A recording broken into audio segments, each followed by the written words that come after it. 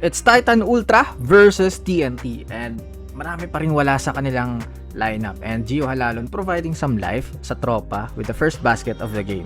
Siya rin yung last game no? Meron bang ganito sa PBA kung sino yung first basket katulad sa NBA? Pero bida kasi akong magsugal sa PBA, tsaka ayoko mag-promote dito. Basketball lang tayo.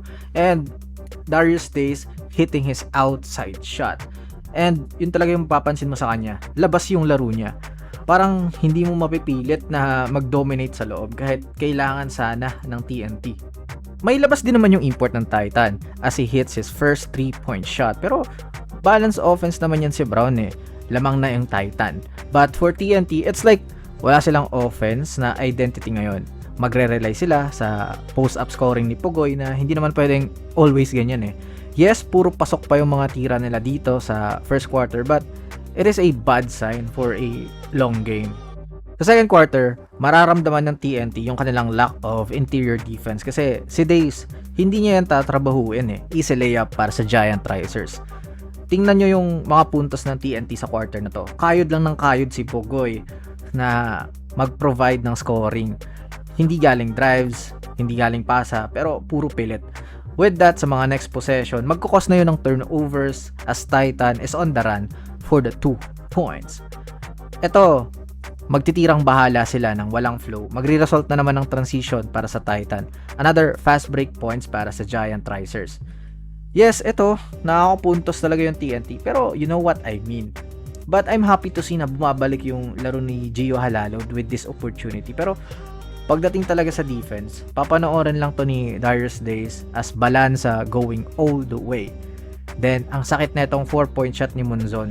Parang dito na durog yung TNT. Tas, ito yung difference ng import ng Titan sa TNT.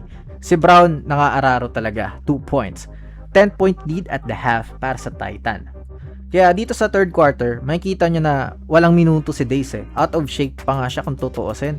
Kita nyo naman yung katawan niyan nung nasa Rockets. Bato-bato yan Pero ngayon naging Mighty Sports Blutch no? Kaya eto, ang daming chance ni Brown to dominate in the paint with Galinato on him. Tapos next defender na ibabato nila, si Celso. Masasaktan talaga yung mga TNT fans kasi yung mga ganitong mga nangyayari without their elite players. Yung quarter na to, wala talaga Parang naging Tigral Brown exposing the weakness of TNT right now. 16-point lead para sa Titan Ultra after 3 quarters. Grabe naman yun. May final run pa kaya yung tropa sa last period. Sa final frame, ang sakit agad with Sahonia hitting a 4-point shot. Yun lang, 20-point lead na. And after nun, parang white flag na si Coach Chot kasi pinasok niya na sina Tyrus Hill. And disappointing siya kasi in a way na of all the teams na pwede silang matalo, sa Titan pa, na binabash nga ngayon kasi bakit pa sila nag-PBA, tapos puro ganyan lang sila magpapatalo. Ngayon, sinampal tayo ng ganitong game nila.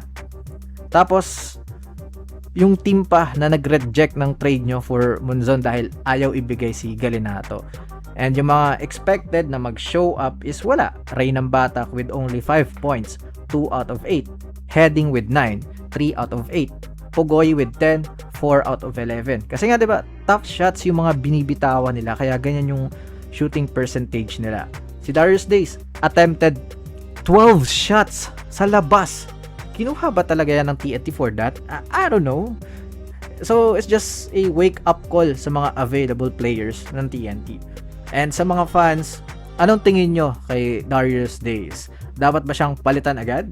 Let me know all your thoughts in the comment section below. Kasi yung mga ganitong moment, kulang-kulang kayo, dapat yung import talaga yung parang, alam mo yun, mag-dominate, magbubuhat. Pero wala So ayun, kayo ba?